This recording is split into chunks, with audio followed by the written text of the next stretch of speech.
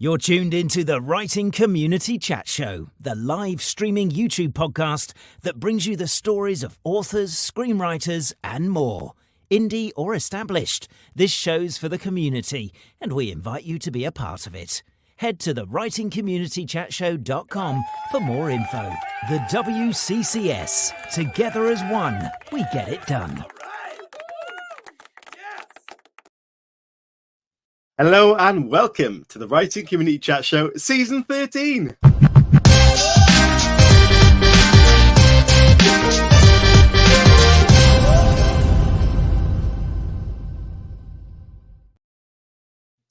Hello everybody and welcome to Season 13, which is incredible to say, of the Writing Community Chat Show. It's amazing to be back here. It's been such a break since Season 12 and there's many reasons behind that. But I'm excited to be sat here chatting to you guys in the chat. Hello to you all. And hello to my co-host right there, Mr. Chris Hooley with his nice winter beard. How are you, Agate? I'm all right. To be honest, I was feeling a bit icky earlier, not too well. But I've had a cider. I'm feeling better and I'm excited that the show's on. So yeah, looking forward to tonight just to get some chit chat on, to catch up with yourself and with our audience that we do have. I've seen Halo's in the chat, Anna's in the chat, Jeff is in the chat, Lucia, hello to you all. And with this show, we are doing a Q&A, and what we want from you guys is lots of questions, lots of facts, lots of talk about how your writing's been, how your life's been, what you're getting up to over the festive period. And this is a chance for us just to catch up and have a good rant in the nicest kind of way. Yeah, I mean, one of the last shows that we had, obviously, we had Mr. Carver on, and it was a very similar format. You know, guests we've had on multiple times before, guests that we really enjoy speaking to, and tonight we've managed to do that again. So hopefully it'll be a really good show, and obviously if people can get involved, then the more the merrier. Yeah, we certainly have got a special guest lined up in the imaginary green room, who's going to pop on for the show and have that Q&A with us, and we'll talk all about whatever comes up. And I'm sure there'll be a few laughters. You can tell I haven't done the show for a while. A few laughs in there. And yeah, it's exciting to be here. And season 13, as I said, is kind of crazy. I'm looking forward to all the guests that we've got lined up. And yeah, we're hoping to get a few more in there as well. And we would love your suggestions. A few of you have done that on social media already. But yeah, looking forward to it. How have you been, to Ross? Well, I was fine. And then Ross came into the chat, and it's just reminded me that I've not sent him my 200 words for the day yet. So for the day. It's a bit like the moment where your boss sort of turns around a corner and you've not done what you're supposed to, and then they appear. And you're like, oh, hey, how's it going? Like, yeah, don't worry. Keep walking and I will get it to you when I've done it. But yeah. So Ross is my accountability buddy for writing, and it has, despite the fact I haven't done it yet, it's made me really productive. He is saying in the chat right now, slacker in capitals. Get your whip out, Ross, says Halo Scott. Anna says scandalous. So you're getting quite a bit of stick for that there, Chris Hooley. Yeah, I mean, I would recommend it to anyone who's struggling writing on a consistent basis. Get somebody who is like-minded, who, you know, you can read each other's work, and it is really helpful. And we set the bench at 200 words a day, no matter what. And if you miss a day, you've got to give the 200 words the next day as well. So they add up. So if you leave it for 3 days, you have 600 words type thing. So it is good for productivity. So I'd recommend anyone, if they can, get an accountability buddy, because they'll make you more productive. That is a good idea. I think it would work, definitely. We've just stepped into December. Obviously, Christmas is coming up. Have you got your tree up yet? Let us know. But also, there is a lot of people that took part in NaNoWriMo last month, obviously being November. So if that was you, please let us know how you got on. I know some people do really well with that kind of pressure and some people struggle with that. So, I'd like to know if anyone took part in that. And if you're listening on the podcast, please drop us a tweet.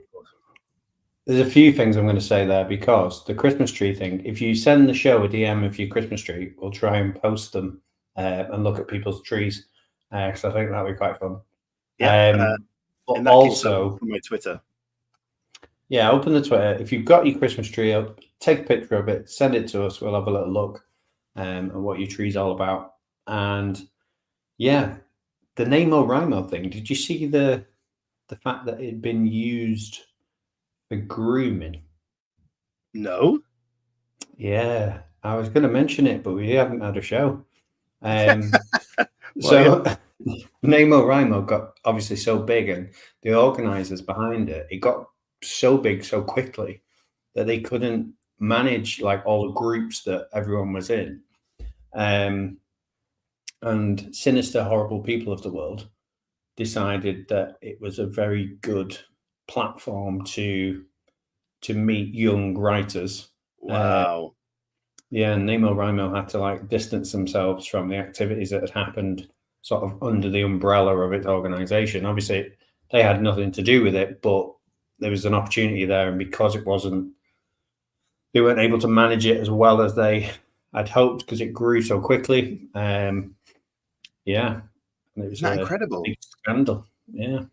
Yeah, I missed that There's a whole completely. article about it and everything. Yeah, I did as well, and just everyone was just blindly tweeting NaMoWriMo, and I was like, Oh, maybe dear. you need to do a bit more research into that. Yeah. Nano got very dodgy, Ross said. And Anna has mentioned happy Hanukkah. Oh my goodness. Happy second night of Hanukkah, gang. Yeah, so if you celebrate that, happy Hanukkah to you.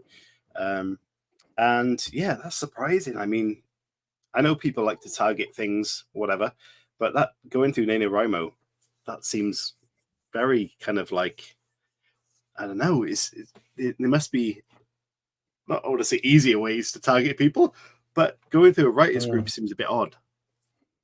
Yeah, I mean, it does. I mean, I don't know what you would do and how you'd filter out like younger people through it, but I don't know. Maybe people going, anyone a fan of Lolita? Or, you know, just putting the feelers out there. I don't know.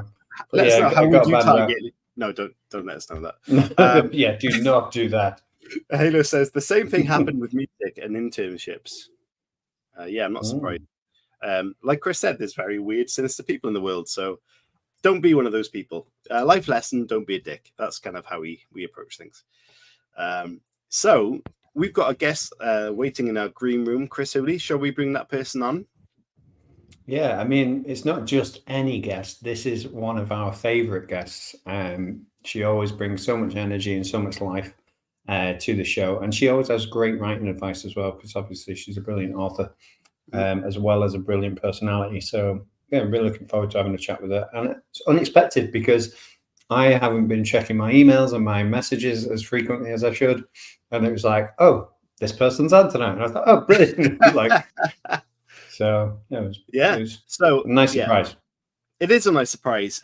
So our guest tonight, who is joining us not for an interview like we've done before, this person has appeared on this show numerous times for interviews. So if you want to see this person's backstory, I will, once this video is published, link it up there. So if you're watching this back, click the link and you will see the video live story, the road to writing of that person. But we'll get her on now. Everyone, all your questions, all your statements, everything to us through this show, that's going to be the content. So if you've got questions for us, please start sending them in. So without further ado, please welcome the amazing Tina Baker. Hello, Tina. Sorry, that's my OnlyFans profile. Oh, yeah. Transitional fashion, Thanksgiving, and obviously for the non-vegans, I'm sure there's a vegan turkey option. And also seasonal. Oh, wow, that's amazing. Although usually his antlers are a bit up here, but I've already taken my bra off because we've not started. I've already, you know, I've got my gym jams on under this. So there you go. I did invite myself on tonight. You did, but we're so happy you did. We are very happy you did. And we love the fact that you have a turkey on your head. So keeps my ears warm. Also, disclaimer, there are scurrying noises. I do not have rats. I don't have a Christmas tree because of the scurrying noises. I have 3 adult cats and 1 rescue kitten at the moment. So scurrying, murderous noises in the background. I might be able to scoop her up, but she's doing the wall of death at the moment. So I have dressed as a Christmas tree myself, but I don't actually have a Christmas tree in the house for obvious reasons. Well, we have 2 cats, about 2 years old, and they are trying their best at times to go up the middle of the tree. Yeah. So my voice has been raised a couple of times, and yeah, it's not ideal.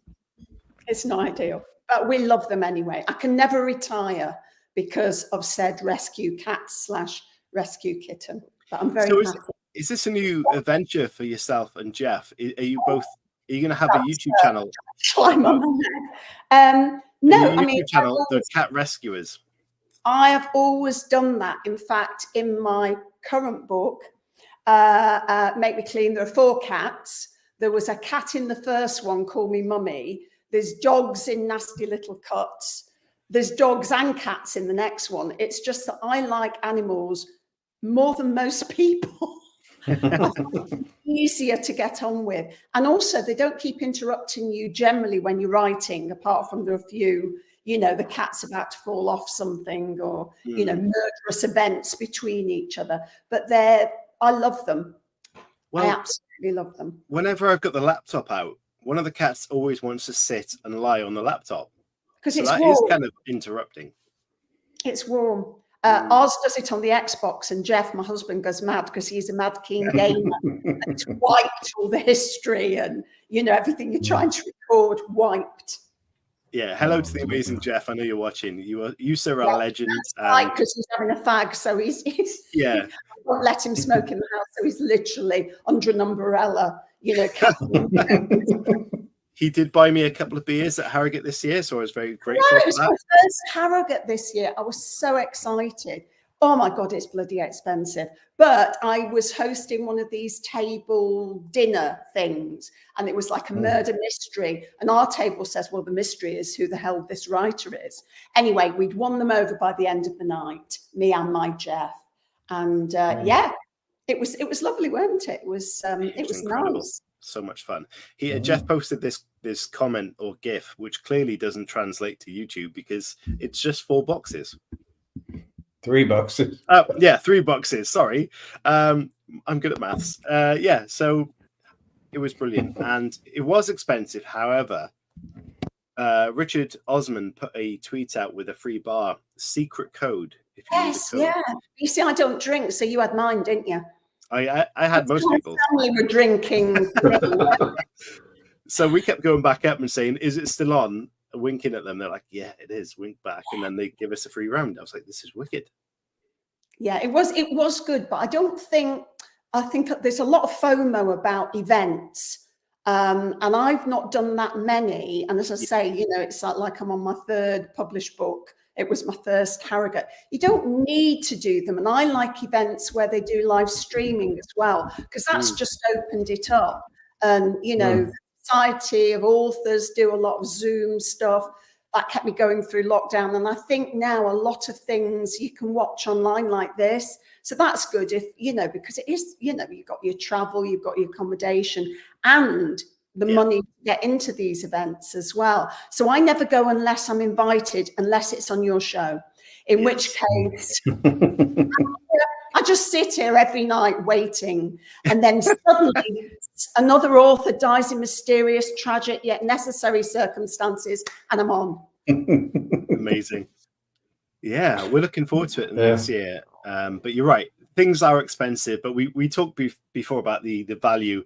Even if you're not an author on a panel or if you're a reader, going to those events and networking is really valuable if you kind of build your author profile.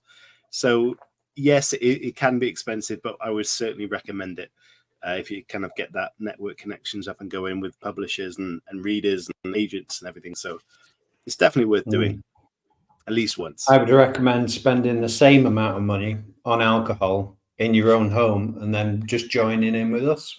Yeah. I do seriously, I love doing stuff online. That sounds bad. That sounds like we're back in the realms of OnlyFans.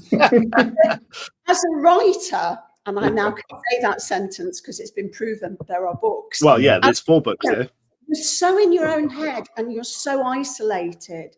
And I've had real, there's no secret. I get depressed, I get anxious. And to have other people who say, yeah, I missed my deadline and my 200 words. It's accountability, but it also makes people like me feel better. I think I'm really up and down at the moment. My 3rd book came out and I had a huge slump.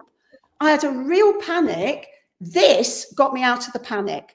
And one of the girls from my Keep Fit classes bought me this because I literally spent one class doing my class. And then afterwards, I just said to her, oh, I feel awful. I've had a real slump. So this is the guy who wrote, well, we can't talk about it because the first rule is you don't I looked him up to how to pronounce his name, Chuck Palahniuk.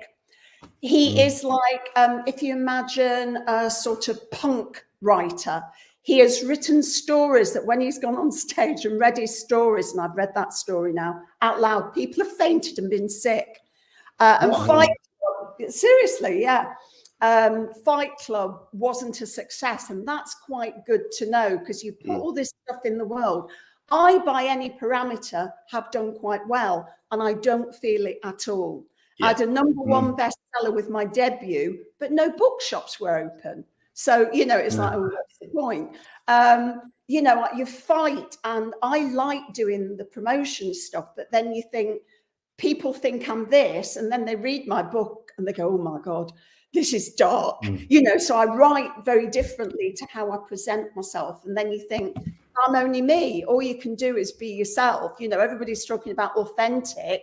And then you think, well, is that detrimental? Because they're then reading the book thinking, Christ, it's like Watership Down. It's not about fluffy bunnies. And it's got humor in there. And as I say, I'm somebody who likes doing this. I like talking. So that's a bit of the world of writing that you don't think about, the promotion. I sometimes find if I'm getting nowhere with the that I can just do a video and say, oh, this book's helped me out, or I've read this book. And I still feel that's part of the writing thing. I didn't do NaNoWriMo this year, but I did a version of it a couple of years ago to do what Huli said is like, keep yourself accountable to write every single day. And my thing was like, I'm going to write over 1,000 words a day, and I'm not going to edit, and I'm just going to get it down. And it was basically a month-long rant.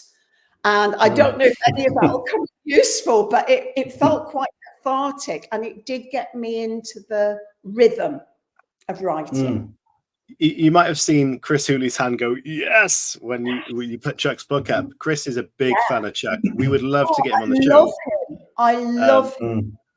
I love the fact that it's too little, I think, but his author photo, he got stick-on face tattoos because he hates having his photo taken. Wow. So there was and I just thought, I don't know why I've not heard of this guy. I absolutely love him. And he got me out of the slump.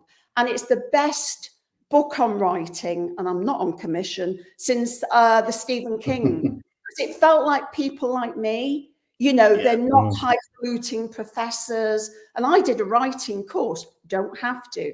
And he did, a writing group. You don't have to, but sometimes just having the one mate like you, Chris, that you say, I'm going to check in, I think really helps, because it's a lonely old business, and all of us surely get that crisis of confidence.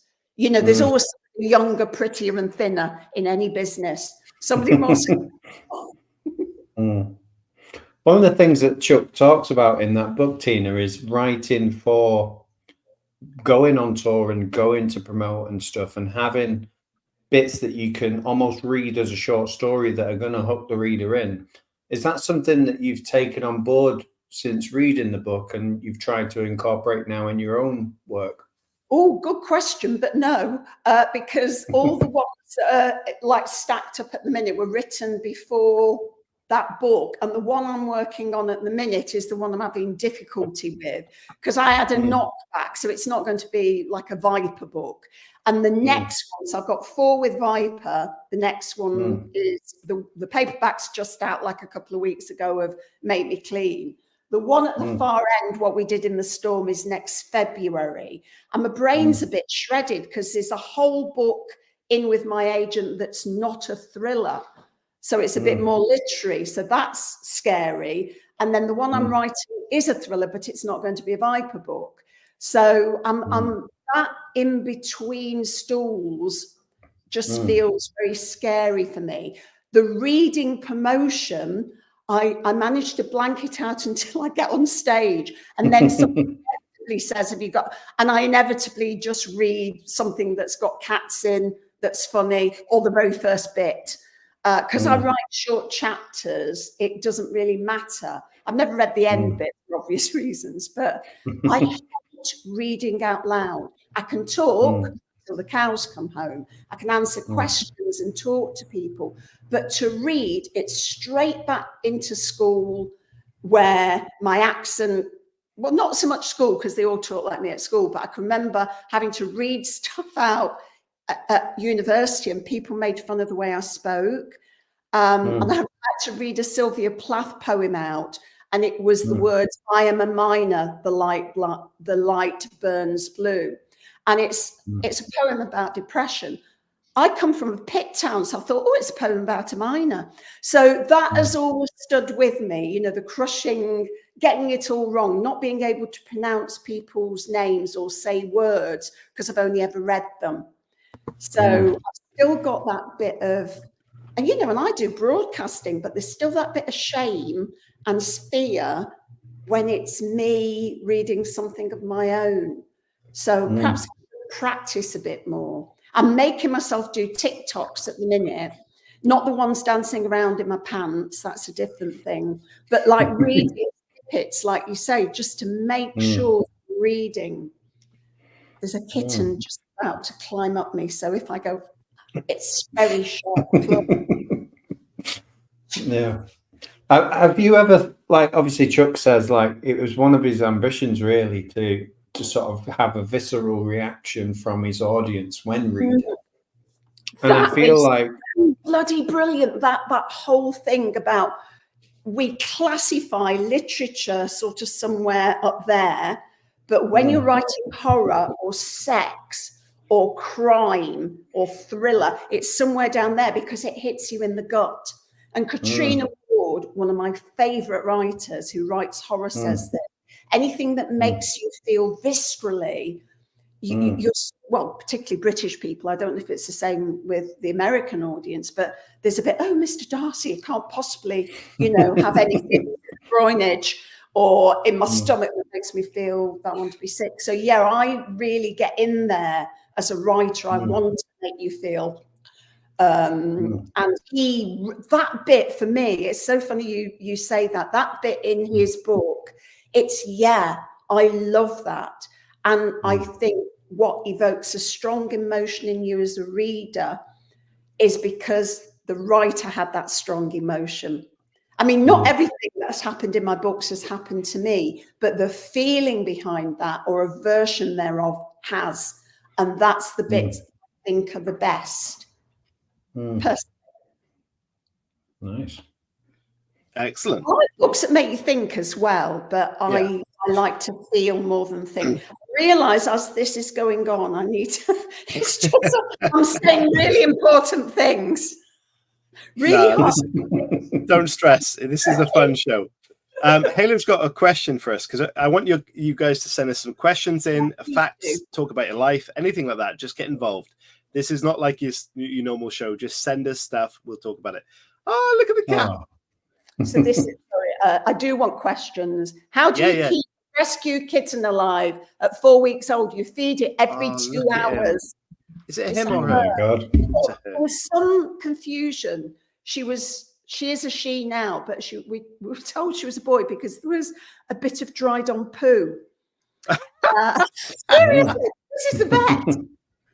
There was a bit was in a terrible state. And apparently it was, a bit of dry don poo where you'd expect. She is so beautiful. Thank you, Anya. I'm so in love with her. Oh, look at her. Oh, I love the vet going, that might be a penis. Oh, no, it's not. Anya says, what is the rescue kitten's name, please? Well, we wanted a non-denominational name because we weren't sure if it was a girl or boy. So we called her Pip because she looked like a pipstraw bat. So she was literally 4 weeks old and she was 90% ears. And somebody sent a picture. I saw the pictures. And yeah, she now was incredibly small, wasn't she? Ears, yeah. And Jeff did his bit as well. It wasn't just me. This tiny little pet. Jeff allowed the milk succession. Succession? That's not even a word. Yeah. No, he gave up his nipple. He gave up his nipple. Yeah. Usually it's me that brings the, I've tried to be literary. It's been like 4 weeks of no show. I'm going to have some awkwardness coming out of me. Anyway, talking of awkward, Halo says, what is your most awkward holiday story? Go. Who, me? Any of us. Oh, it was in my drinking years. And any holiday was traumatic at that time. So I always worked. So I worked through, whether I was on newspapers or the telly or radio. And I did a show like this on Boxing Day when nobody rang in. And that's an awful lot of airtime. And so I just talked and talked and talked. So I'm not embarrassed about it now. I kept us on air. But yeah, it was that horrible feeling after 2 hours of just talking, 2 hours, absolute rubbish. And then getting home and I was by myself and it was like, whoosh, when the adrenaline goes, it's awful. Noise now of the kitten just killing the pop. Don't stress the noise, honestly. We've had some shows with noise in the past. That's not noise. In fact, Chris Hooley, we used to have noise of vehicles going past. We haven't heard that for a while. Noel Clark's interview was always a winner because in terms of noise, because he had construction happening in the background. We've had some good noises. My holiday stories are pretty lame. I haven't really had many holiday stories. There was one when we were young. We were camping in the West Wales, the Gower place, which is lovely by the beach, in these old tents that had like big ropes. And in the morning, we woke up with these weird like rubbing noises and noses under the tent. And apparently all these wild horses were scratching their backs on the thing. And they were like trying to snort and smell what was in the tent. And that was freaky. But it's not. You were camping out in West Wales at this time of the year. That's child abuse. I love camping. So couldn't it have been that bad? It's freezing. Freezing. I'm sorry, but you've said penis, you said Jeff's nipple, and already people are commenting on my husband's nipple. And then Jeff said somewhere, let me find it. He said it's a hell of a nipple. He said that.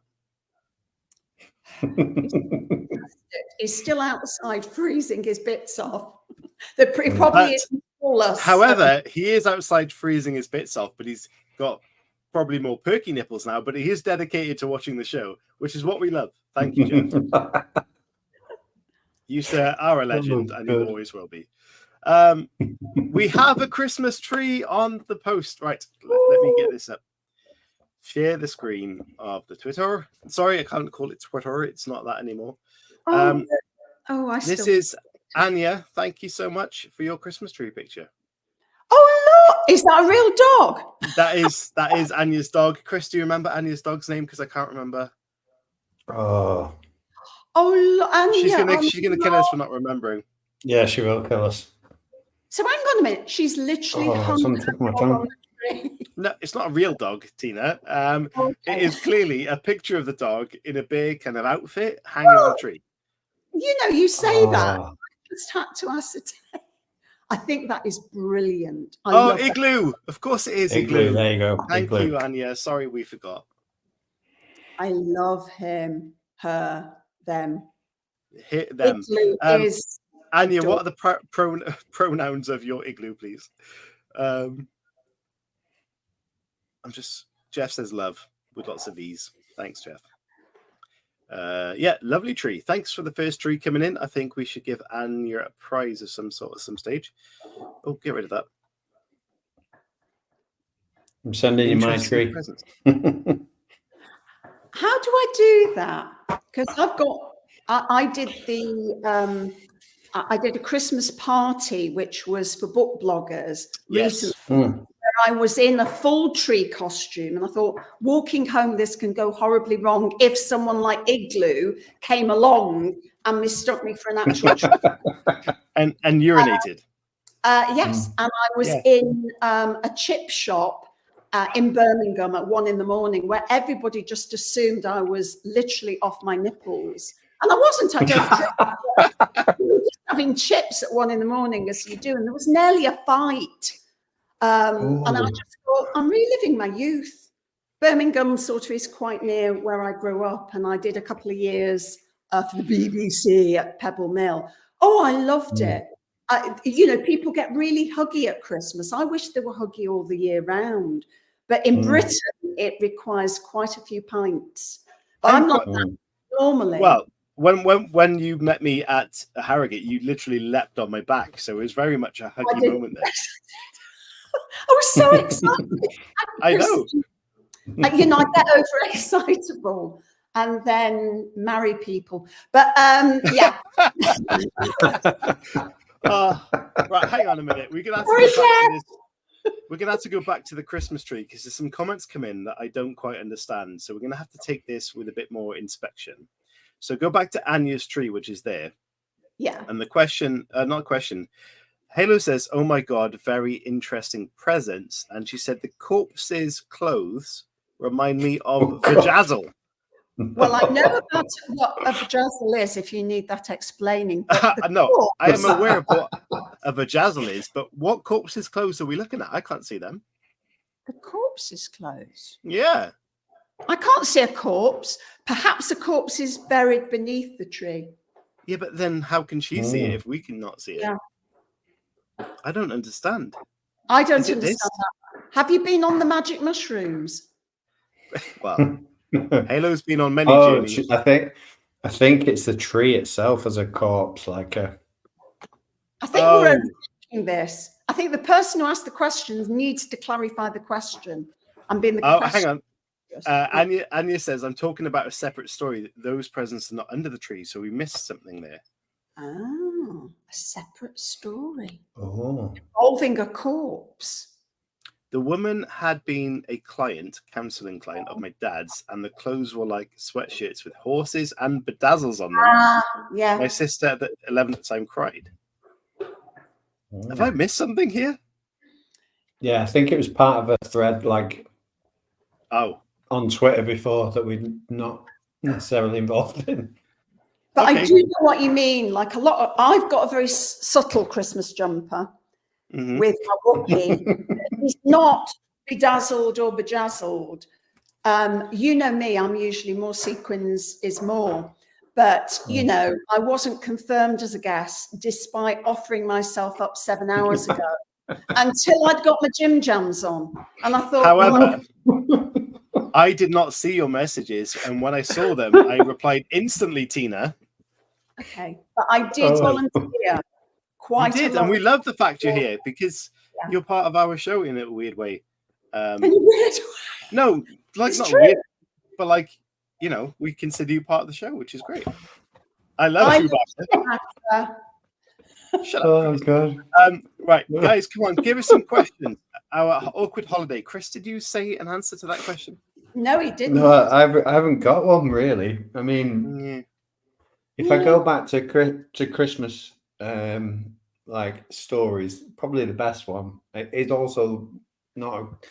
It was funny at the time, but it's not funny when I'm about to say it because it was my ex-partner's granddad, and we were all having Christmas dinner in the conservatory. Oh, and yeah. It was, and the conservatory doors were closed, but they were so clean because my ex's mum had cleaned the conservatory that when he came to come into the conservatory with his pint, he hit the glass, broke his nose. blood everywhere, and he fell backwards like he was in a comedy sketch. So his pint just literally went straight over his shoulder, and he just went. Whoop. So yeah, I mean, What a waste of a pint. yeah.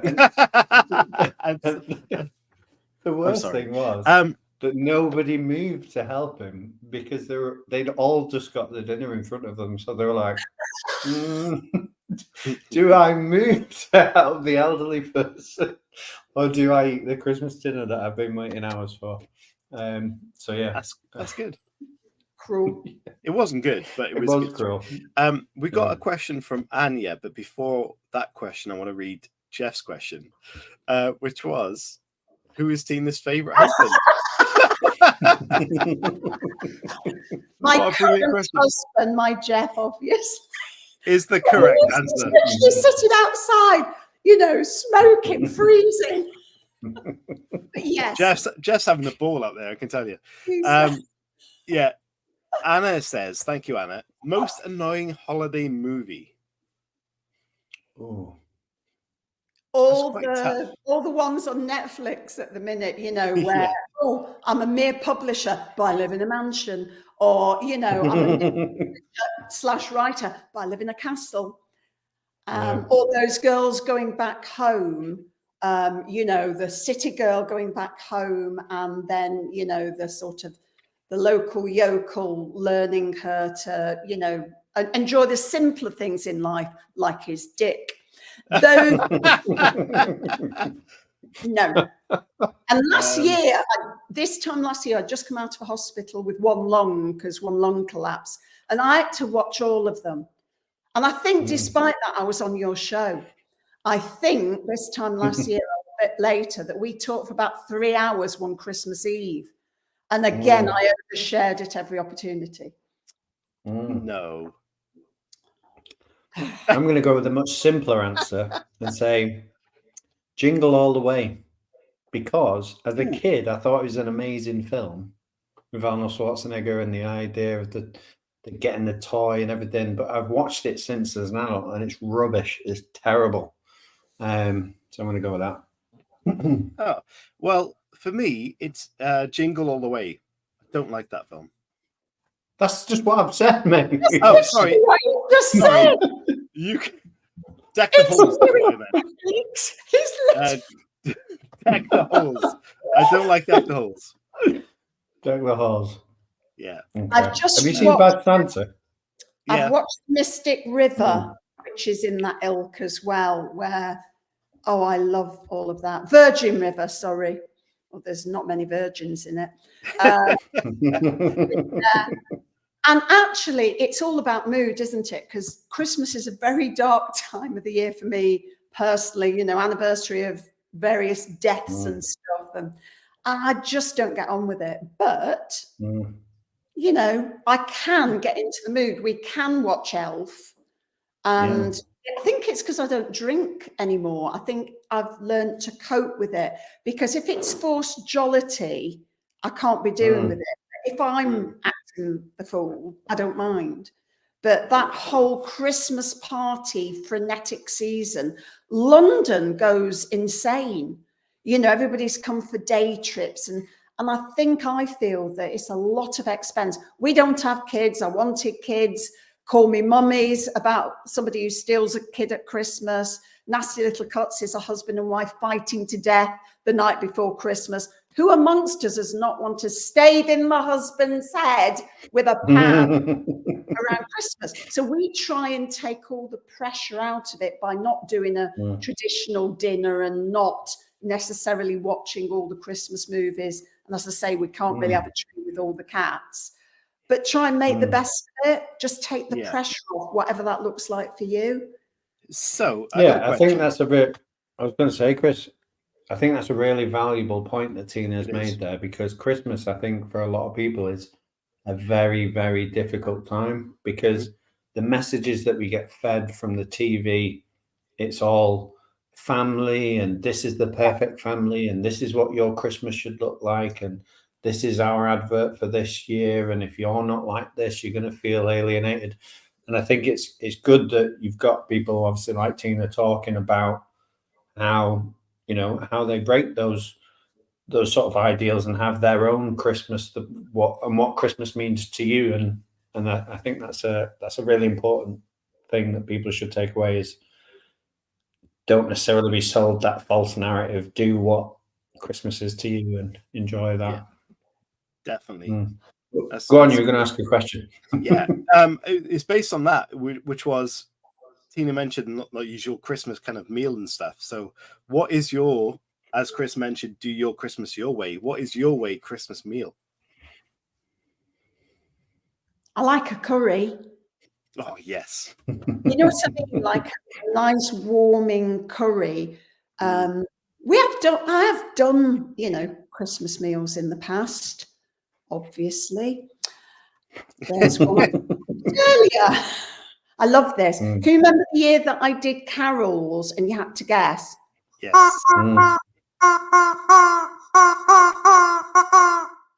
It's not a carol. It's in honor of your favorite film. Did you get it? Your least favorite film, Chris? Yeah, No, I didn't get it. Bells. Deck the Horse. Jingle Bells. Yeah. So yeah, you know, I wish it was, you know, I wish I'd got kids. I wish we were all doing charades. But, you know, one year my actual mother tried to stab me on Boxing Day. So a dark time. Yeah. Dark time all round. And yeah, I so agree with that. I mean, you know, if you are on your own, use that as writing day. Use them feelings. I use writing a lot like therapy. I mean, I've done actual therapy, but sometimes just splurge it out. Not even like anything you need to reread. Just either type it or even handwrite it out. Just get it down. And I think that's one of the things of writing, is just get it out there. And then if it is good, that nugget thing that Stephen King talks about that you might want to work on. So all the horrible things that have happened. First husband left me at Christmas, and I discovered he'd bought me the exact same present as he'd bought the other woman. The exact same present, 2 receipts. Maybe you got discount. Oh, wow. Seriously. Yeah, seriously, yeah. But yeah, you know, so we've all got those stories. I mean, I do feel sorry for your ex's granddad, but you know, I think that's a natural thing. When awful things happen, my natural reaction is to laugh. And if I don't laugh at the time, eventually it becomes an anecdote. Yeah. And you can laugh at it. I can literally laugh at it. Both of those horrible things now, enough time's passed. You know, tragedy plus time, it's comedy. It always is. So tell yourself, even if you're in it at that moment, because we all know that all the Samaritans and people, domestic violence and all the grim stuff happens more at Christmas because of that pressure. So you can like write through it and but truly believe that the number of times I thought I'm not going to survive Christmas, and I have. 65 Christmases under my belt now, and I've survived one. Yeah. No way. No. Yeah. And do you know what? Sorry, Tina, I'm not having that. No way, 65 Christmases. You hang upside down every night like a baby bat, and it just pumps the tune. What I was going to say was there's a Christmas film with Alan Rickman in. It's not Love Actually, is it? Yeah, Love Actually has got Alan Rickman. Not Die Hard. No, Die Hard's the best Christmas movie ever. Yes, Tina, you are correct. But there's a scene in that when he's buying the jewelry. He buys the necklace. Yeah, that is Love Actually. That is Love Actually. Yeah, that was so impactful. Like no one forgave Alan Rickman after that. It was so good. Trying to kill Bruce Willis, I didn't forgive him for trying to. But yeah, he's a perfect villain, isn't he? So good. Love Actually is such a great Christmas film, though. There's so many good little stories in it. Like my favorite one is the writer that goes to Europe after his wife is cheating on him at the beginning, and he finds love and things like that. I do love like romantic Christmas films. Like I'm not going to lie. I've got a favorite. Holiday. Yes, I love that. That is my actual only Christmas tradition. When we sit and wrap the presents, we will watch The Holiday. What about Elf? Yeah. Because I know it's an acquired taste, but you see, I quite like it if I'm in the mood. And if I'm not, my teeth fall out. It's so saccharine sweet. I think somebody needs to do that. Love. Why don't we do that mashup? Love hard, die natural. I would love us to do a budget crappy film that's hilarious. Wouldn't that be so much fun? You've got the Bruce Willis look going on, mate. I could do the Alan Rickman. I've got hair still. Yeah, it'd be great. On pantos, because I did panto one year. I'm not an actress, but obviously, you know, I would crap my pants. Oh, I know, but I mean, one of my American friends who was going out with a friend of mine came to see a panto, and they don't have that tradition. Am I right, American people? And when she says they were going to pantomime, they thought it was like Marcel Marceau. So the fact that on stage doing "Nobody Loves a Fairy When She's 40" was a bit of a shock. And Christmas stories. You know, when you get the kids on stage and you do a little interview and the sing along, one of my children weed themselves on stage. So that was a sweet anecdote. Yeah, I bet. You know, I quite liked all that. I lost my voice because you're singing and I had no training. And, you know. Can you sing, Tina? Well, no, obviously. But there was a line, you know, your fairy days are ending when your wonders started bending. No. So it's all that sort of, you know, called Blimey Mary Poppins. So I can shout sing. And I loved it. You know, that was one of my best Christmases ever. One, because I'm working and it takes my mind off the fact that I have no children.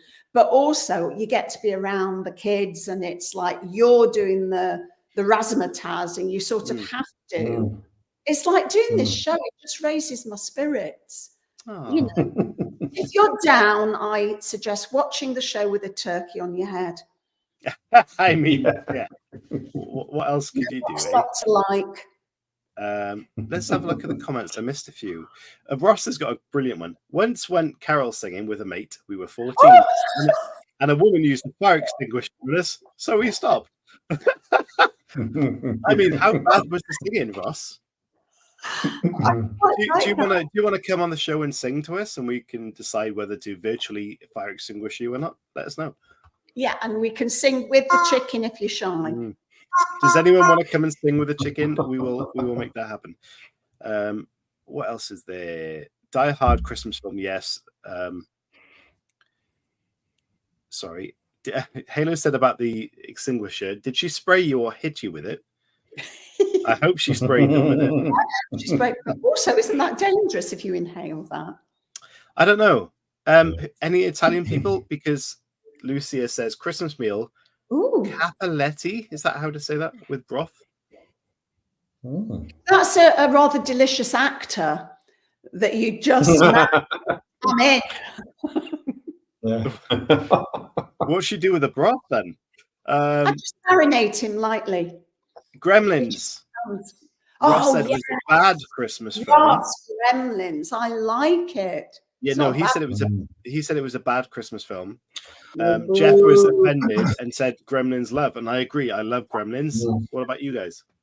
Love Gremlins.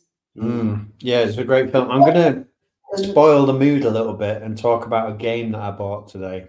Okay. With Christmas in mind. Ooh. So the game that I bought is called Exploding Kittens. Oh yes. I'm familiar. You don't actually explode a kitten though, do you? Because that would just be wrong. Yeah, you do. Oh, I'm glad you think it's funny. No. No, children, don't have nightmares. Ross has played it. Said it's great fun. I too have played it. You do not have to explode kittens. Thank you. No, you don't.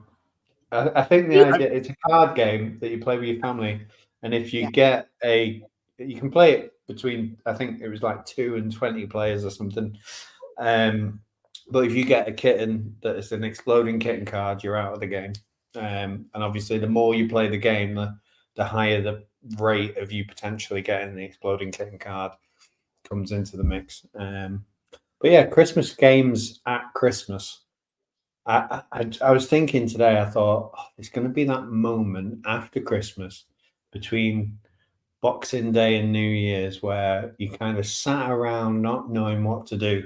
So I bought a couple of games with those days in mind, thinking, right, we're going to be able to do something.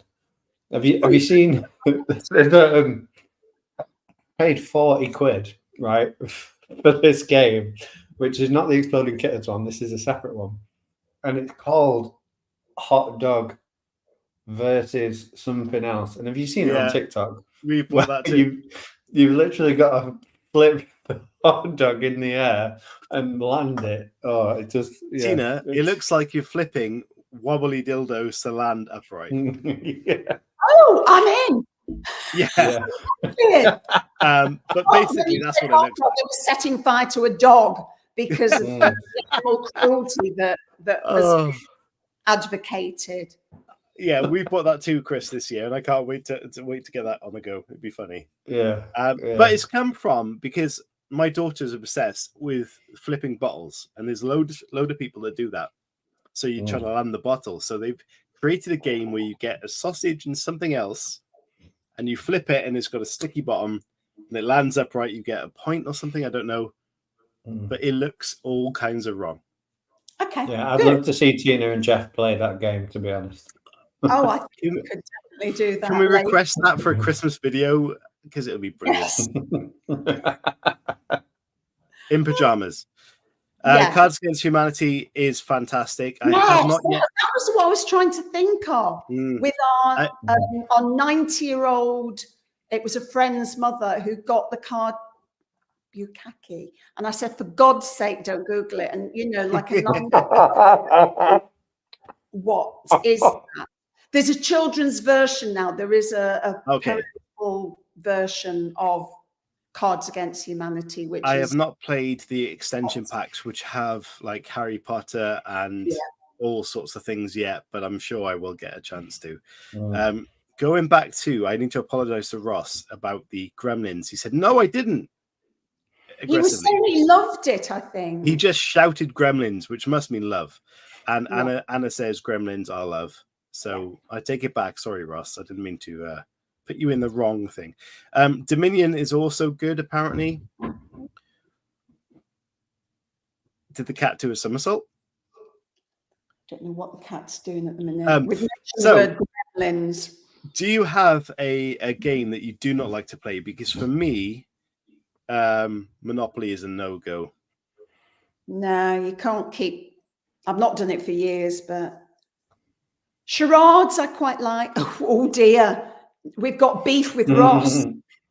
Ross always has beef with one of the Chris's. Okay, no, not with me generally, but normally that one. Tina, charades, explain how to play. Well, so if it was a book, you'd go, and you'd act it out without saying words. You'd go book, and then you'd act it out. So one second. Sorry, I need to interrupt. Anna says, why am I a Monopoly hater? Because it's ridiculous, takes too long, everyone argues, it's crap. Going back to it, Tina, charades, Jeff says, spin the bottle. I've played that for about 25 years. Yeah, I know. You keep missing each other. You'd be like, ugh. Anyway, Tina, with that in mind, can you play some book charades and see if we can guess the book? Ooh. Oh, right. Okay. It's a book. Woohoo! Three words. Call me mummy. They're going to be all my books. Okay. They're in my highlight. That was a good start, Chris. In fact, talking about a book, let me play this little trailer because we have a beer token book promotion today. We're like 55 minutes in. So I'm going to play a very quick trailer of Chris Lynch's book, Welcome to Newbury. You can see it above Chris Hooley's head. And he's sponsored the show, today's show. And you can sponsor, season 13 is open to this. We've got 2 lined up. If you want to have your show on here, we create a little trailer like you're going to see. The link to the book will be in the description of the audio, the podcast and the YouTube channel. So please support that author and pick it up. If it's not there right now, I will update it very soon. But yeah, support Chris Lynch. I will play the trailer right now, and hopefully you'll like it, and then we'll get onto some charades. Somewhere on the coast of England, Neverbury is a quaint little seaside town with the kind of problems that a lot of quaint little English seaside towns have these days. Demons, serial killers, immortals, thieves, time travelers, ghosts, vampires, haunted houses, witches, an extraordinarily strident village council, and monsters. There are the gods above and the great thing below. Praise them all. Praise for Books by Chris Lynch, a perfect mix of danger and delight. What a great read. Absolutely love this book. Macabre and horrific. The writing can only be described as phenomenal. Macabre and horrific sounds brilliant. Thank you, Chris Lynch, for sponsoring this show. We will put your details there, and we will try and support your book all week on our social media accounts. So thank you very much. That's a brilliant trailer. Did you do that? I'm sorry, that, yeah.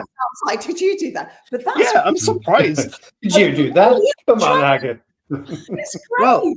Well, thank you. But actually, my sister-in-law's got a little business she set up, and I've done her whole website. I've done her social media accounts for her. I've created clothing for her. I'm getting quite dab-handed at this, yeah. That makes me want to. I think it's funny. It's it's engaging. It makes me want to buy that book. Well, thank you, and Seriously. please, yeah, yeah. Thanks, Chris Lynch. So, Chris Hooley, have you got a book you can charades us with? A little more difficult than Call Me Mummy, because that was I did it off the top of my head. no, only because we can see it. So, can Chris come up with something? Yeah, I've got one. I've looked at my bookshelf. So I'm going to go. We know it's a book. Book. Three words. Second word. Oh. Okay. Bull. Cat. Bull. Pony. Antler. Devil. Oh, Okay. devil. Third word. Third word. I've been a bit slow. Devil, yes. Devil drive. Good. Devil thumbs. Deal. Shake. Thumbs. Horns. Ross, we did that bit. Devil something. It's devil. Happy. Yes. The devil deal. Thumbs up. No, sorry, Linda. Yay. Devil, yay. Devil. Can you explain that any other way? Agreement? No. Devil who knows. Devil deal. Devil agreement. No. Happy. Dancing. He's Devil. frozen in a brilliant. Oh, no, he's come back. It's not frozen. Devil. Is the first word there? Hey, Right, so yeah. the devil. Devils. Is it Advocate? devil? The devil's. Devil's advocate. Yeah, you got it. Yeah, you got it. The devil's advocate. What world is that advocate? It's not. I just How remember the else would you be advocate? Do I just advocate. remember How would the you film, advocate? and Do it was you a sexy film. Add vocate. I haven't seen it for a long time, and I'm pretty Wow. sure the film is quite attractive. It was some sexy bits in it. Oh, Well, the book that I was referring to is a Steve Kavanagh book, Yeah, I think the film has The got Devil's Advocate. the guy from Scarface in. I can't remember his name. Al yes. Pacino. Al Pacino's in it. Yeah, Mm. that's not why it's sexy, by the way. Just saying. Well, yeah. Some would disagree. Okay. Come on, Chris. Okay. Okay. I've got one. Charades. So we got a book. Book. 2 words. 2 words. That's word. That's right. Oh, it's going to show us his bum. No. What? Oh, is that He's it? gone. It's Oh, Gone Girl. Girl. Yes, go. Gone Girl. Yes. I didn't even. I love the have fact to that he do didn't point the girl. himself for the girl bit. I wanted to see what he was going to do for the girl. Oh, he was going to do the. I probably just would have gone. I don't know. That would have made sense. But Gone Girl, yeah, that was quite a That quick was one. brilliant, actually. I like Thank that. you. Yeah. Well done. That was good. Yeah. Okay. Anyway, it's we're an That's hour in. charades, everyone. I know, which is not a problem. I'm sure Tina's happy to stick around for a little while, and me and Chris are. Yeah, my husband's got hypothermia, but them's the breaks. Are you just saying that you've locked him out or something? Why is he still That's right, outside? he's sitting outside. Why? It's December. Because he's smoking. What, the entire show? Yes. Jeff. He'll come in like Best fiction you've read this year? Question from smoke. Russ. What's this? Oh, fiction this year. Oh, Mine was Psychopaths Anonymous by Mr. Will Carver. Oh, That was that's good. my TBR. I enjoyed that. Yeah, I loved his Last Thing to Burn. That's Will Dean. So I'm a huge fan of Cat Ward, and Looking Glass Sound was because one, it hits the literary thing. It's really difficult. And she uses the phrase, writers are monsters. We eat or we see. And it's that idea that everything that happens to you, and it's about stealing. So I read Yellowface, which was like the most promoted, at Harrogate, Chris, everywhere, with just the eyes. And I think most of us know it's that yellow cover with just two eyes. And it's about stealing the manuscript and assuming an identity that's not really yours. And that is intellectual. But Katrina Ward does all of that with emotions.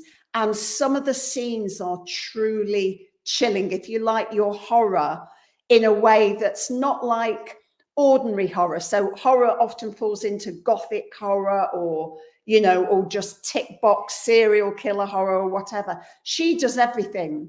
And where you think it starts, it's like meta. It goes, who can tell a story of this serial killer? So it was like both brain and heart, emotional, because it's also a love story, and gut. And Stephen King rates her really highly, as you know, with The Last House on Needless Street. I've read loads this year that people have sent to me as well for quotes, and I find that's terrifying. Because I don't want to just do it like marketing. Oh, if you like words and books, you might like this one. What happens if you get that and you have to send a quote and you don't like the book? There's always something you can find. Remember, I reviewed the soaps for 20 odd years. There's always something to commend, even if it's one of those episodes and you go, that would never have happened. Where did that, it's like your long lost sister. That we've never spoke about that character and suddenly they come into the square or whatever. There's always something good that you can say. And also it might not be for me, but it's like I'm not the biggest fan of cozy crime. Janice Hallett I am, because she's clever the way she does it and she's dealing with really hardcore stuff, but she does it in a way that's just genius. But mostly, I've read the samples of several Richard Osman books, and I can say that because what I say is not going to dent him, but I've only got as far as the sample that's free, because I just think it's not really for me. Yeah. That's true. It's true. Reality. Not everybody loves every book, so but I know how many people appreciate that. So if I was reviewing and read the whole thing, of course I'd say, if you like Agatha Christie or if you like cozy crime, of course there's stuff you can say positive. But that comes from your wealth of knowledge when it comes to books, because you've got that knowledge of books, so you can say, if you like this, you like that. So but I believe most authors who give quotes do it authentically. They're not just going to say, oh, I love this, it's the best yet, if they didn't say that, because it's your name. You're recommending something, or you're saying, if you like that, you'll like this. Chris? I'm going to go with Ben Aronovich, who is coming on the show, and he wrote the Rivers of London series. And it is a brilliant book. And there's so many in the series. It's sort of urban fantasy comedy, but he's just a brilliant writer, and I can't wait to actually get him on the show. I couldn't believe it. Like I've tried like 3 or 4 times with little subtle tweets like, "Oh, I'd love to chat to you," just radio silence. So, and then there was one the other day that he was that his wife responded to, and she was like, "Get in touch with us, and he'll come on." And we did, and he is coming on, which is amazing. Yes. So yeah, really excited, So- and his fiction is brilliant. So I wasn't massively aware of Ben and his work, but since the conversations we've had, he and his wife are donating 20 books to my workplace for Wow. young people who are not the most privileged people. And he is going to come in and do a talk in my workplace next year, which is amazing. When I told my manager, she proper fangirled because she loves him as an author. And I was unaware of his work. So I was like, oh, really? And she's like, yeah, this is incredible. So yeah, he and his wife are very supportive and of underprivileged people, and they're willing to donate 20 books to the cause as well. So they have been fantastic in the very short time we've had communication with them. So I think, yeah. And he's a really exciting author to have on because his writing is brilliant, and his books have just been taken on by Simon Pegg's company to be turned into a series. Honestly, Rivers of London is a brilliant book, and it's a great series, and it's going to be a fantastic TV show that's just going to be off the chain. Like I said before, it's funny, it's original, and yeah, looking forward to it. Having a chat with him on the show. So, it is. It's great to have good guests lined up, and we've got a couple, which is going to be fantastic. We'd still love your recommendations of who you want to see on the show this year. And Halo has commented, someone told me swears, sex, and violence don't belong in real books, in quotations. So I added blood orgy to my next book. We believe that's coming from Halo Scott. We definitely believe that. What you're saying, Chris, that's what's in here that, sometimes I've been edited heavily for swears. And I was saying, but Irving Welsh can swear. Is it because I'm a female writer? But it's just like it. I get why you can't write the way you speak, because there'd be all the ums and ers. And actually, even though I think in swears, I don't often swear when I'm broadcasting, because that's a different part of my brain. But when I'm writing, I think in the part of the brain that's more authentic, you know what I mean? There's more of me involved. So I write the swears, but then they're inevitably edited out because they're too much. They overshadow a scene. So I get what you're saying, Ross, that I've had that feedback, but it depends what you're writing as well. Like, it's never stopped Chuck Palahniuk, and Fight Club, he's gone there, so that's not cozy crime. You wouldn't expect a blood orgy scene in Richard Osman. No, maybe with him, I don't know. Ross says Halo is a monster, don't be fooled. I've seen it eat a live rat whole and then complain it was overcooked.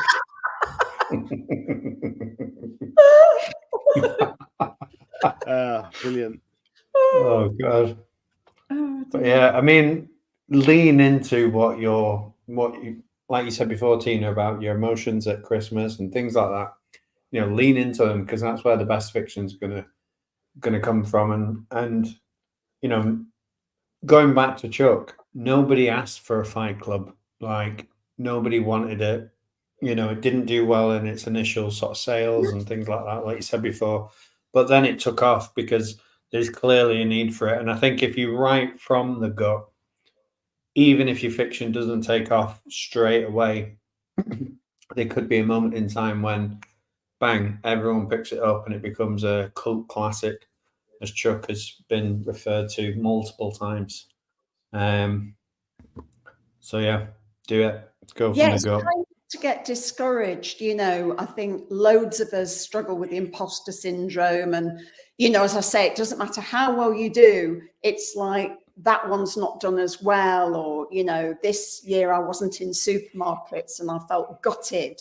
But then when you think of it from a supermarket's point of view, what's going to sell before Christmas? It's going to be the kids' books, the books you buy as presents with nice covers. And it makes sense. It's not personal. And me and Jeff always say, you've got to be in it to win it. So, yeah, even though he'd got an option on Fight Club, even when it came out at the cinemas, Fight Club didn't do well. It wasn't until it got on DVD that it started to pick up. And something could get picked up like that. And you just don't know. Content, all these streaming services are going to need content. And it just and the time frame, to pick it up. Yeah, the time frame is like, you know, there was a film that came out on Netflix today. What's it called?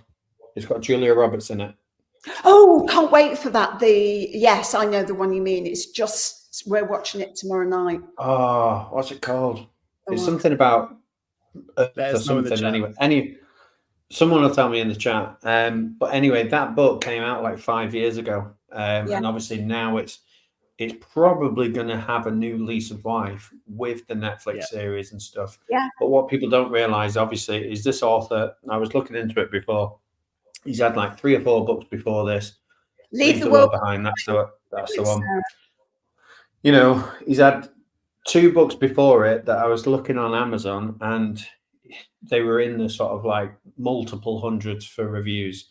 Leave the World Behind had 13,000 reviews, and then now it's been made into a Netflix series or film, and that Netflix film has got its own book cover now, and it's come out in that respect. So he'll probably find that people do naturally sort of pick up his previous works and things like that. But, you know, it may look from the outside looking in like, oh, this new author, but he's a guy that's been doing it for a while, and it's just taken time to pick up. Amazing, isn't it? Yeah. I think that's, you know, it just keeps you all going. It's almost like buying the lottery ticket. You know, if you're doing it even for yourself, that's valid.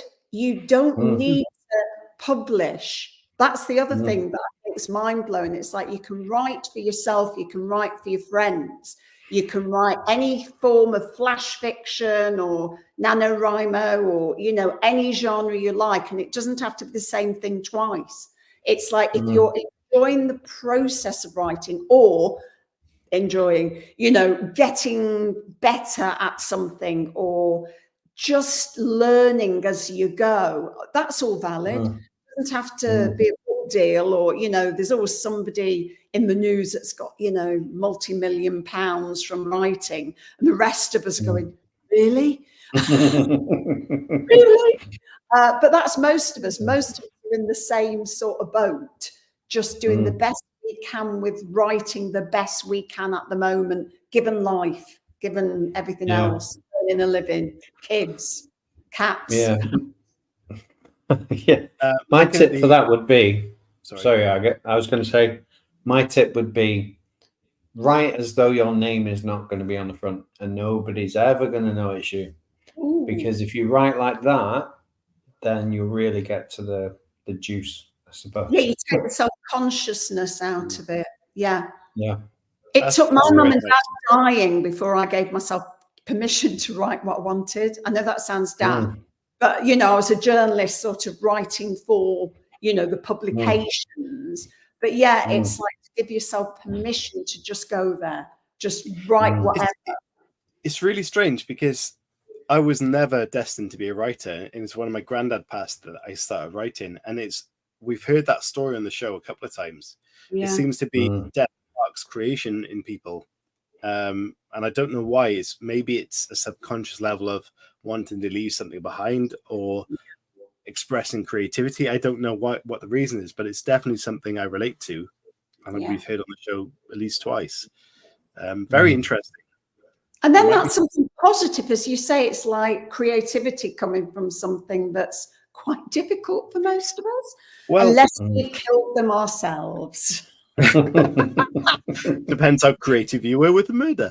But looking back at it, I was not into creativity at all. I hadn't done anything in the slightest. Now I've written from that moment. I'd written 2 novellas.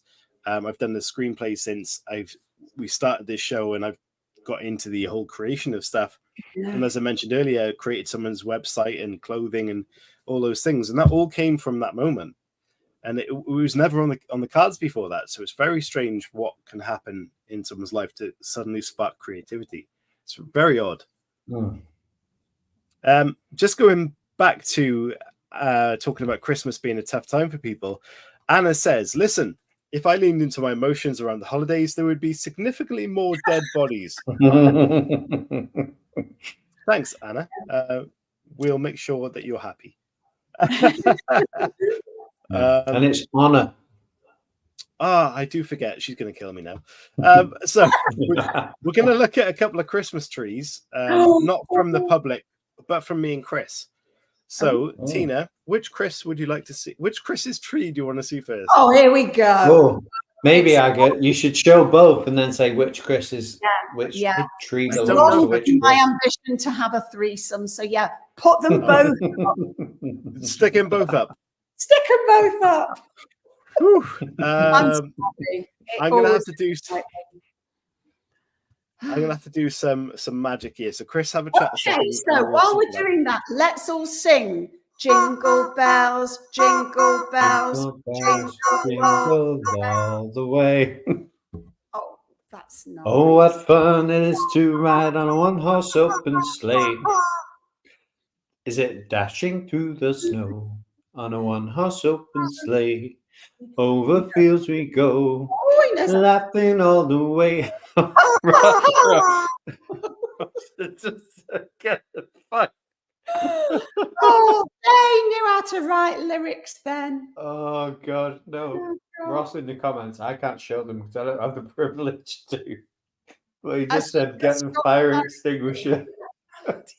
I just guessed that. They've not even showed me your comment, but I knew that was going to happen. Yeah, get the fire extinguisher. But he's walking away. Stressed. Yeah, he looks stressed. Flash. Are you taking photos of the tree or something else? Because all I can see are these flashes. We don't need to see that. We've been warned about that before. Look, there's flashes going on here. Just because my husband's outside this room does not give you permission to show your tree.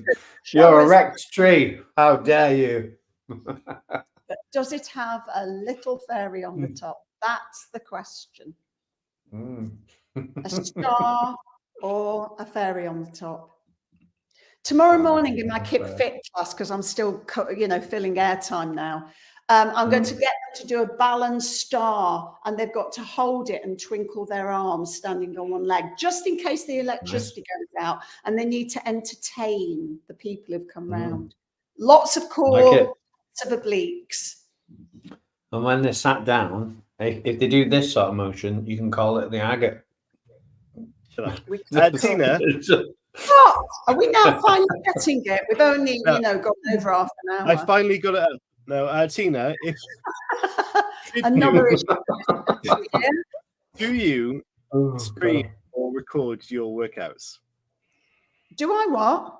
Stream or record your workouts? There's some on YouTube channel and some on my website. Not a whole one, I don't think. But so yes, if we had like a special show, could you make me and Chris work out? Yeah, I did one for Avon this week where we did a little dance. I was dressed as a Christmas tree at the time, so we can do that. I could make you do burpees for me. I can do burpees. Yeah. I don't know how I to would get be dressed as a Christmas pudding to hide the fat. Yeah. We could use your workout, couldn't we? It would be funny if me and Chris dressed up with ridiculous clothing and and I could make you do safe with alternative moderations for people. I do chair workouts at one level and burpees to exhaustion at the other level. So I'm sure we can find something. Yeah, let's do it. At the chair level. Chris, I cannot put the pictures up side by side, so we're gonna have to put one at a time. I can't put them side by side, so. Okay. Do you know whose is who though? That's the thing. That's what we're after. It doesn't matter if you're side by side. Okay.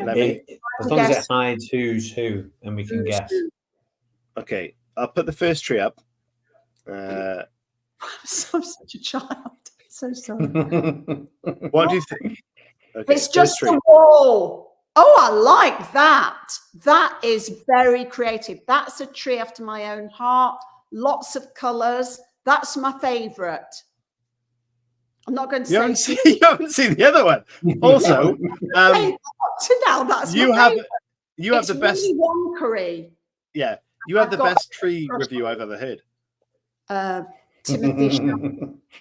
That's a little bit inappropriate to have a crush on. I love that. I love Brandon that. just said, I'm here. Brandon's here! Yay! Oh, ignore that one. Okay, so next tree. Next tree. If I can get that one up. How much cider have you had? Come on, Chris, get your tree up. We've all been there. We've all got pressure. Share screen. Okay. There's a lot of pressure on me getting this up. There you go. Tree number 2.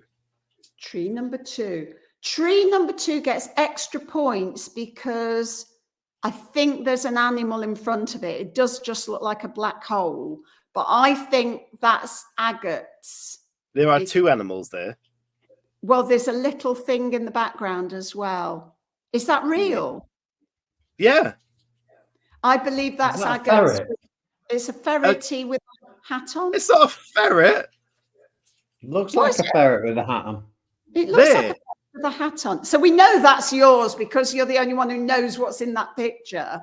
So I think Hooley wins on artistic merit, but yes. I got think cats. agate. What is that animal though? They're cats, you crazy people. What? That's a cat. Yeah. That's a cat. The white one looks like a ferret, mate. Oh, the white one? That's like a Santa thing under the tree. It looks like a ferret. But you win on being a lovely animal daddy and obviously rescuing the cat that nobody else wanted because it just looked like a ferret.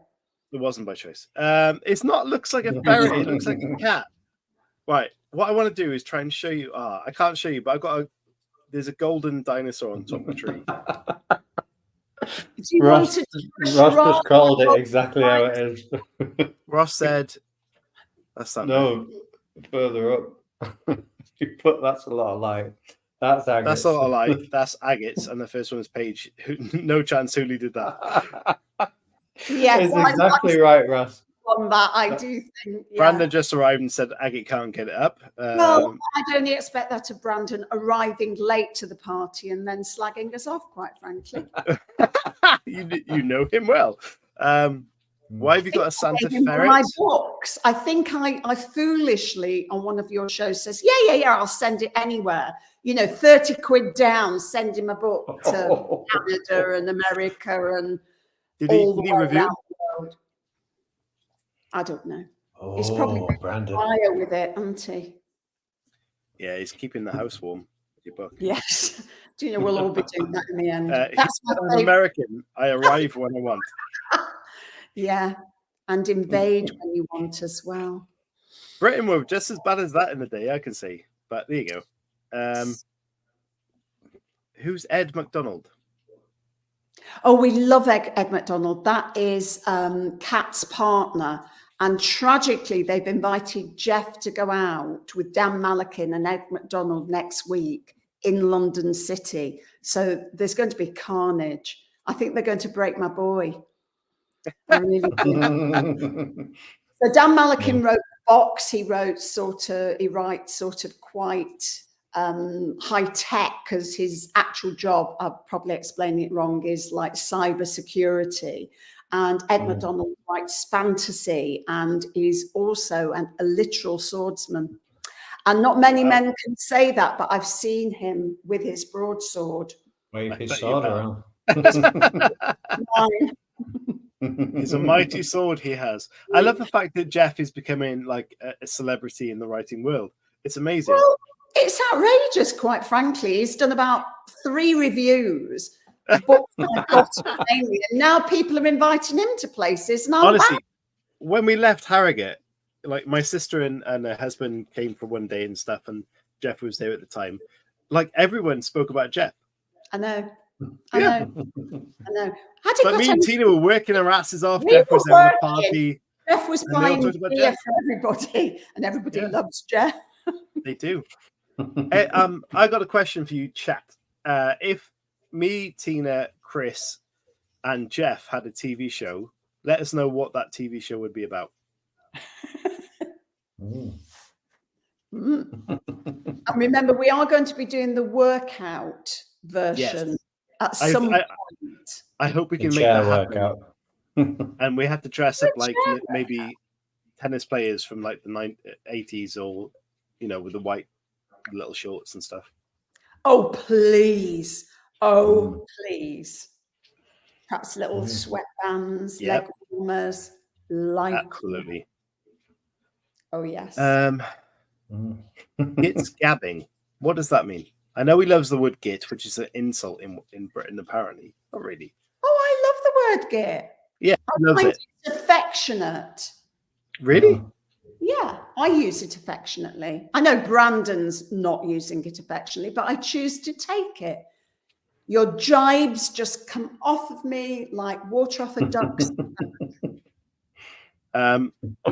Anya says between two turkey hats. Is that the show title? Jeff says twat to Chris and Chris.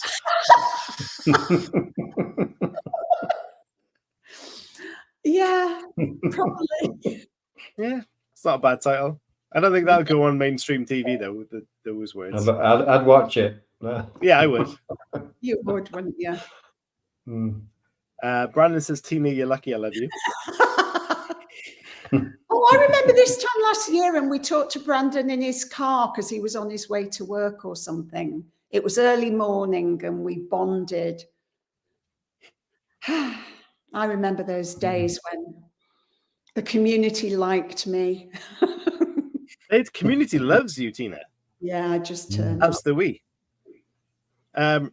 Ross says, blatantly be Jeff and Tina trying to help Aggie disguise the fact that he killed Hooli, but is still trying to do the podcast with Hooli on only he's being controlled by strings held by Jeff and voiced by Tina.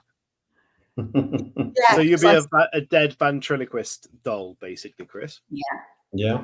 I love how he's Like, beard and looks wise at this point. trying to. Because he's Do you know, dead. this is a 3-week length beard. That's very much beard. 3 weeks, A lot of that's beard for 3 weeks. Yeah. So, Impressive. maybe 3 I months. like that. If I length do look. beard. The joys of the postmenopausal woman. Slap on the HRT and shave That could them. be the name of the show. Choice of a menopausal. Revenge of the postmenopausal woman. That could be all sorts of kind of content. Well, And you apparently, said, stroking a beard is like Yeah. stroking a cat. That's why men do it. Yeah, that's good. she said, yes, it's like Sure. between two ferns, but with turkey hats. It's like Fern Britton and Fern Cotton. What be in between them two? Between two birds. I don't know. I mean, don't- if we're exploring the menopause element, the window would be open. They'd be complaining about being a bit warm. This So is you start why that, Chris. postmenopausal. I'm not during the menopause. I'm postmenopausal. Post Malone. What's the difference? Just out of interest. You get more arsey basically and continue on that trajectory. Right. Slap forever? on some estrogen cream and make young people do burpees because by then that's all you've got. Right, more The power. the make power. people hurt. Oh, I love that series. I mean, I love the book. I've not read her new one, which is about billionaires building their little sort of nuclear bunkers. But I have watched Murder at the End of the World. I think I've got one episode to go. And I think that's on Disney. Sort of weird. You'd think Disney would be all light and fluffy, but no, it's like people being bumped off now. And the patient is really dark. I like that as well. There, if you've got Disney Plus, obviously I can afford Disney Plus because I'm married to a gamer. And obviously all the millions I make writing my books and all the millions he makes playing games, we can afford Disney Plus. Can't But yeah, we've signed up for, I think we've got all the streaming, all the streaming Has- services. Because Has we never. anyone watched Obliterated yet? No, I want to see that. Is it good? Yes. Oh, okay. Obliterated's on the list, and we've just started watching the Squid Game real life, I've seen which that. is really hard because apparently I watched Squid Game without Jeff, so there's been a bit of an argument about that. Oh, I watched the original. He's the only person in the world who's not watched the there's original. no spoilers. It's not like connected. It's very much the same You as the can show. just but watch the reality. real life thing. But I heard that Wolf, the gladiator, was in it with his son, and I've not seen him yet. You know, Wolf, who was on Gladiator. Oh yeah. I remember Wolf. Yeah. He's Well, 70. And he I've was watched the entire thing, and I didn't know that. No, I mean, I've read that he was on it, but I think he might have been eliminated very soon. Oh, I hope I didn't miss that. No. He was amazing in Gladiators. Oh, he was great. He was like the nasty Nick of Big Brother before people, you know, the panto villain, wasn't he? Still And was actually, panto villains and like in novels as well, we all like characters we love to hate, I think, personally. Yes. So, being an hour and a half into the show, what do we do now? Do we carry on? Do we wrap it up? What do you think? I like the way you've brought Christmas into it by saying, do we wrap it up? Chestnuts. I'm sorry, American people. I had to look up what the bloody hell is Elf on the Shelf. I didn't know because I've not got kids, and you know, I know it's a toy. I didn't know there was like a whole backstory. Oh, it's incredible. Oh, pressure. There is. Day 20 onwards, you're like scratching your head trying to like find ideas. It's. I hate the feeling of Elf on the Shelf because we're currently doing it at the minute. When the kids wake up in the morning and they go, I wonder what the elves have done. And I'm like, oh, what? I wonder what the elves have done. Stay there.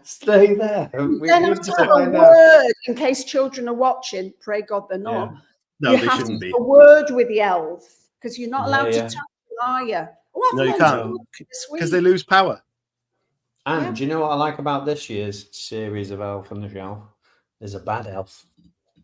Yeah, ours is pretty bad. Yeah, no, you can get an elf that is all in black. Oh no! And does he forget to empty the cat litter, for instance? No, so that's, you that's have. a bad Jeff. Does he smoke outside of bad the cat litter? That's a bad Jeff, Tina. The original elf, which is all in red, and then you have a naughty elf that's all in black. Oh, I quite like naughty elf. Goth elf. Yeah, goth elf.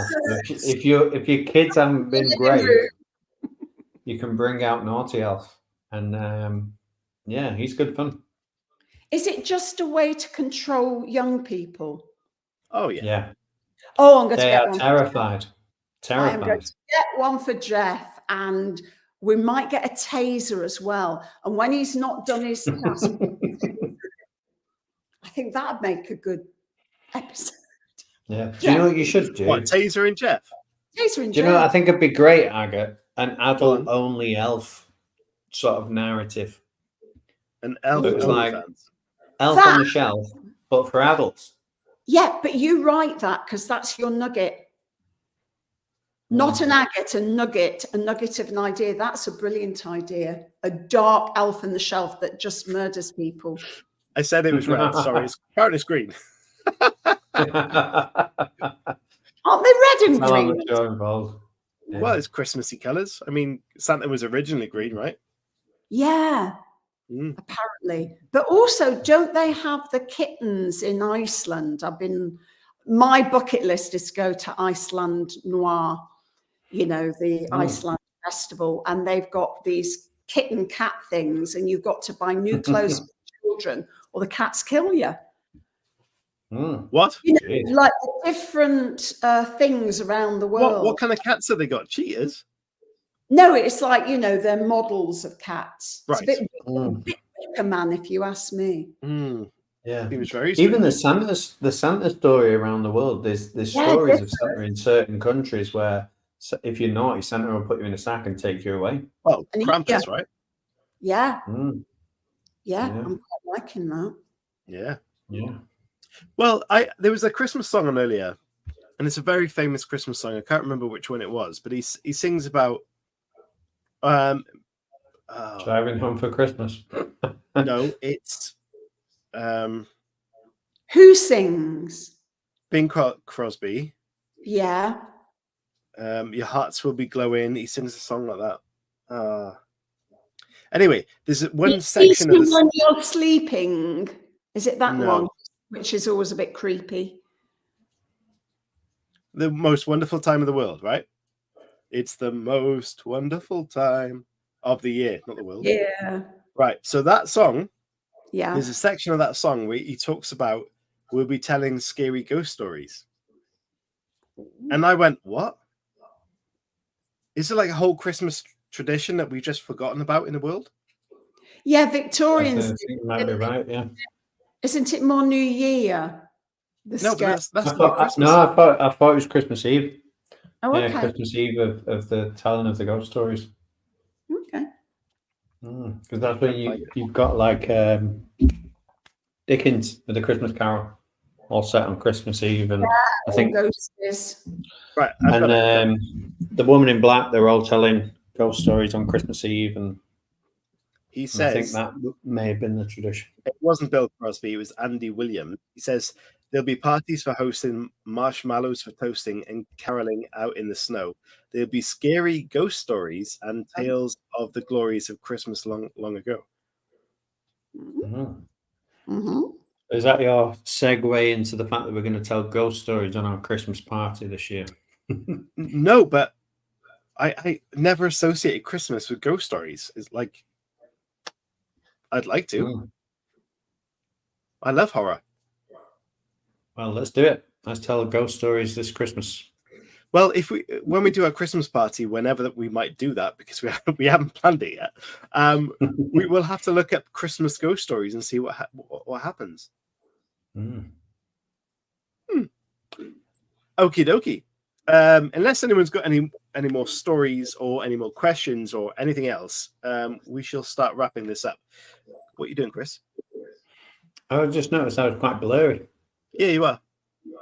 Yeah, I was trying to rectify the blur. I don't think it's your thumb. I don't think it is. It's not the camera. Anna says, "Why would you not associate Christmas with ghost stories? They're all around. Ghosts are around all year." Well, yeah, but you don't talk about ghosts all year. You kind of talk about them at Halloween time. Halo says, "Time for Naked Twister." Again. Yeah, how would that work on what little cameras? It would be like this, wouldn't it? Like, yeah, some of us would need widescreen. all right, thanks, Tina. That was a compliment. You can take it either way. Oh, okay. People who like big books normally like big. I'm just saying. Glasses. Yes. Glasses. Yeah. Cool. Right. I think we should wrap it up because I really need to wee. Unless you want to carry on. Me too. And also, I've got to prise Jeff off of his chair. He's going to be frozen outside by now. We could say if Tina just there. If Tina and Jeff are up for it, we could say that they might appear in the after show with us. You don't have to, obviously. You don't have to.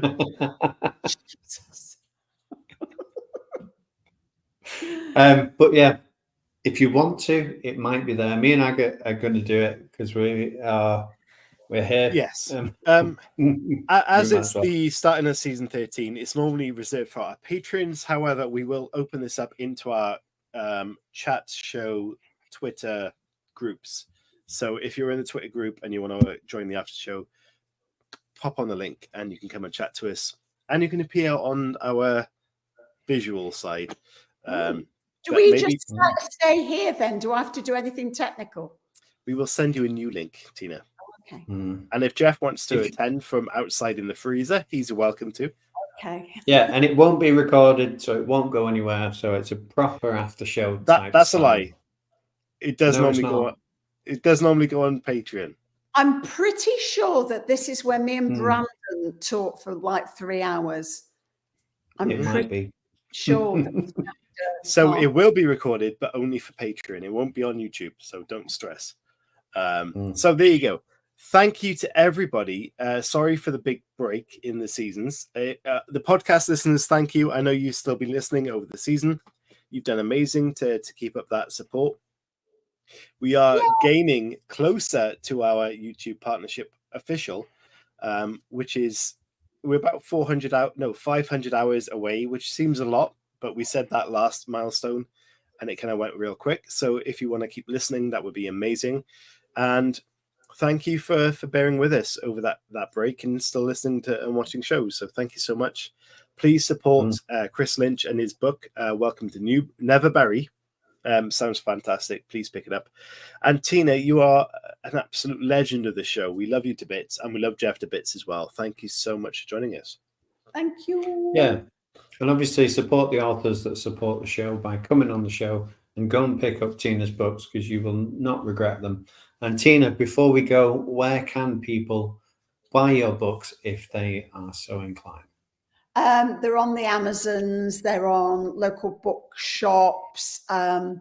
We have done, I don't even know if I'm allowed to say this, but we have done an American-Canadian deal, but I don't know when they'll be out.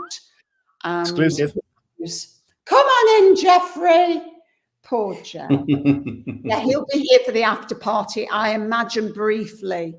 We need to warm you up, don't we, love? We'll warm me up. We'll Come warm on, you. Jeff. Come and take. He's so cold.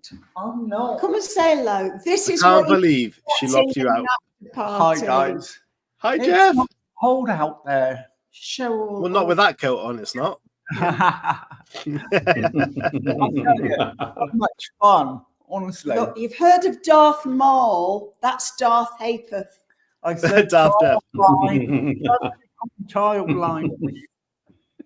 Oh, amazing. Right. Thank you so much. Me and Chris are going to pee ourselves. So we need to go. You love to hear that on the show. And we'll see you next week. No, Wednesday. We got a show Wednesday and the show next Friday. We're back with what's the word, Chris? A bullet. Back with a bullet? Yeah, we're back with a bullet. I think you meant. Back with a bang. We'll see you on Wednesday for another show. If you're joining an after show, look out for the link very shortly. Thank you all so much. It means the world to us to be back. And season 13, everybody. Craziness. We'll see you very soon. Thank you so much. Bye-bye. Bye.